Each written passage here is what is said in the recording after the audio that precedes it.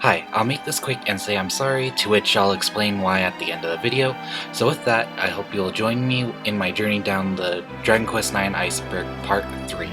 Grotto chest levels. This refers to the fact that the chests in grottos have better items depending on the level of the grotto, and what floor level you find the chest. Think of it almost like Sudoku, or just a chart with different floors and the chance that it has a certain item on it. Supreme Sage and TRex origins. When researching this entry, I initially didn't find any information, but after digging deeper, I discovered that Supreme Sage is the character you meet after getting that ass beat by Corvus in order to obtain the Sage vocation, and apparently at one point in time he was forced to face the other character in this entry, who goes by the name Tyrannosaurus Rex, who wanted to destroy the world. I guess there's a weird obsession with destroying the world in this game. There isn't much detail, but the Supreme Sage was forced to seal him into the book, and there they wait in the Gittingham Palace. Apparently TRex was also a part of a group that was called the Haxon 5, which I couldn't find any information on. Grey Gnarl Shadow. I guess I forgot about this, but the game has some cutscene where you see Grey Gnarl Shadow, and I guess this implies either Grey Gnarl surviving the blast and going off to heal, or it foreshadows the Grotto battle with him. Over 8 million possible grotto maps on DS hardware. This sounded unlikely to me upon first inspection, but after looking it up, I realized that this is the case, which has so many factors that I'll just show the chart on screen rather than tell you. Slimes are peaceful monsters. I highly doubt this because in the game most of the slimes deliberately attack the player, probably even if it's the slime's first turn. But the only way I do see this is with slimes that are peaceful NPCs that can be talked to, or even the different metal slimes, the latter being extremely unlikely. The British Empire inspired the Gittish Empire. When you reach this area of the game, you will be met with the Gittish Empire soldiers, who talk like British people. Also, Gittish sounds like British, and Gittingham Palace is a play on Buckingham Palace. There's not much to this, but I found this as a little bit of trivia in one of the Dragon Quest wikis and a Dragon Quest forum. King Godwin knows he's a monster. Looking at King Godwin's backstory, I discovered that he did many heinous actions when becoming king, which showed that he had a complete lack of morals, practically assassinating his own father along with others he saw as posing a threat to him, just because he became impatient and wanted an empire ASAP. Plus he took Corvus and siphoned his power to become more powerful, therein turning Corvus into a monster of his former self. So it is completely possible that he knew he was a monster. Seed farming. I had no clue this was a thing, but it seems there are methods to farm seeds, which are items in the game that allow a single character to increase their attributes in the game. And one method I found was the map method, which requires the Granite Tunnel of Woe level 1 map, which will trigger an event that allows the character to farm seeds. I feel like this method alone would require a video by itself, so I could just explain things better, but this is essentially what it's about. Luludas Bar. Okay, interesting thing is that I found out Patty's Japanese name is Ruida, or as she is also known, Luida. Kind of like Beastars where Louis is pronounced Rui or something like that, which I don't know because I've never watched it. Just heard about people arguing over how the name is supposed to be spelled. But this also could be called Patty's Bar, which is a Dragon Quest themed bar or something like that, where fans can go to relax and eat some Dragon Quest themed food. Currently it is still open, with its business hours being 11:30 AM and closing at 8 PM. Someday I should go there and try out some things, probably. Protectorate is a reference to the Celestians protecting the Earth.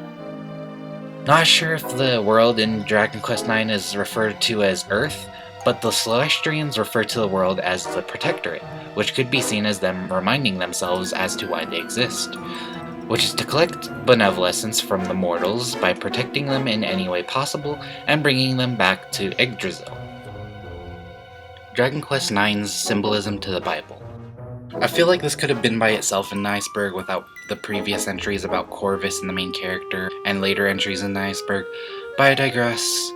The game is chock full of Bible references, one being Jonah in the Leviathan area of the game where she oversees summoning a Leviathan, with 2 L's, for the village, and later gets eaten by the Leviathan, after revealing that she no longer wanted to summon the Leviathan, and her uncle or whatever tries to get her to summon the Leviathan, and instead of delivering fish, she should try asking for treasure, but just on occasion. Anyway, the story sounds similar to the story of Jonah from the Bible, who was also eaten by a Leviathan. Attributes: agility. I guess this refers to some equipment in the game that allows the player to gain higher agility when worn, but I haven't really seen it myself since I didn't really go far post-game for Dragon Quest IX. It's impossible for the Empire to access the Gittingham Palace and Gortress. I have absolutely no clue what this means, other than the fact that there's a bunch of barriers in both places that cause harm to people when they try to cross it, at least when they try to get out. Not too sure about what happens when going in. Grotto map names determine what level of enemy, environment, and boss will be.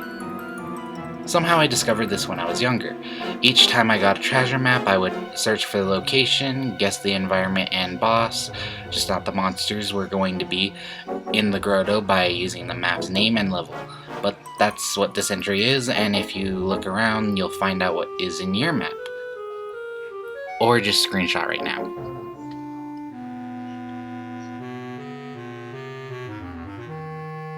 Who made mini-medals? This could generally apply to the other games as well, but I have actually been wondering the answer to this as well since I haven't actually seen anything to explain this one in the games at all.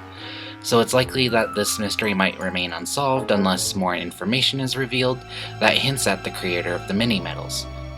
Honestly, I'd be surprised if it was the characters that are looking for the mini-medals, but that's not possible. Visiting Wormwood Creek early. I have no idea what this means because I've only played the game normally, but after a little more research I discovered that this is true, and it seems that this only happens before you finish retrieving all the figs and try to return to the observatory, supposedly before going to the town Batsareg, but not while inside of Batsareg. Character customization attracted a larger female audience. After looking this up, I found that the ratio of female to male buyers of the game in Japan are 17 to 83, which doesn't seem much. I almost thought the ratio was 83 to 17, but I just read it wrong. Although I looked lower and it said that there were more female buyers than Dragon Quest VIII. 8 had around 12.07% of female audience, and 9 had a 16.51%. Plus, of the people that were the age 50 and over, there were apparently more women playing the games. Keep in mind, this is just in Japan.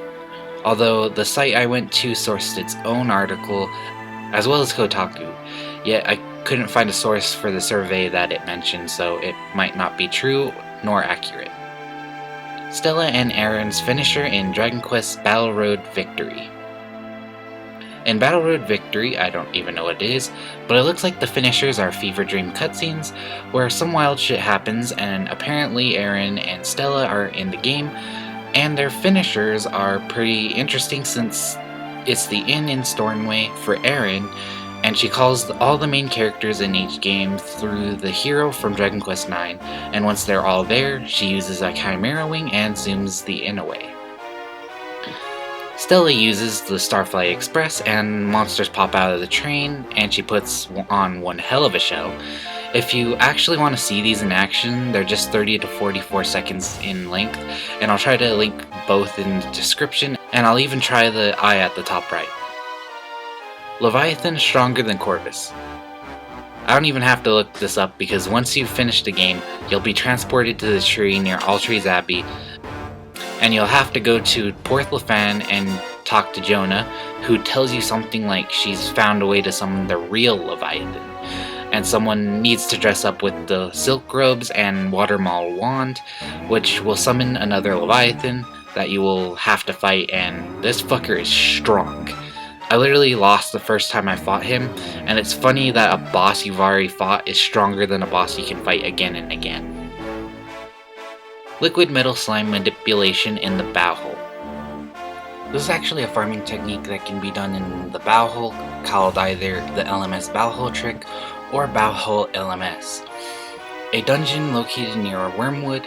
All you have to do is go to the floor B3, and before leaving the stairs, you can stand at the upper right corner of a platform that's, I guess, on the stairs. And when a monster spawns and walks away, a liquid metal slime should spawn and you should be able to sneak up to it. Once you've gotten into battle, you have to use metal slash or multi-hit attacks to increase the chance of killing it before it runs away. I never really knew this was a thing in the game, so I never tried it, but now that I know, I have to try it in the gameplay that I'm doing in preparation for the final product. Okay, so this is the end of the video, and I'd like to apologize for the fact that I was not really uploading the rest of the parts of the iceberg as often as I should have, and I also kind of noticed that I might have been kind of ignoring my audience rather than like uh, providing stuff that you guys wanted to watch, which I honestly hope that you guys actually wanted to see this. And right now, I'm having problems with getting a job. I pretty much kind of just promised myself that if I get a job, then I would go back to be making content. But that was honestly just way more simple in my head than I was expecting. So yeah, I pretty much just ended up having to give up on that. So I just ended up starting streaming on Twitch and right now making YouTube content. I honestly wanted to try out like TikTok and Twitter, but that's kind of a little more effort than I'm used to. So yeah, I hope you enjoyed. Comment, like, and maybe subscribe if you like this video, and I hope you'll look forward to Dragon Quest Iceberg Part 4, if I can get that done.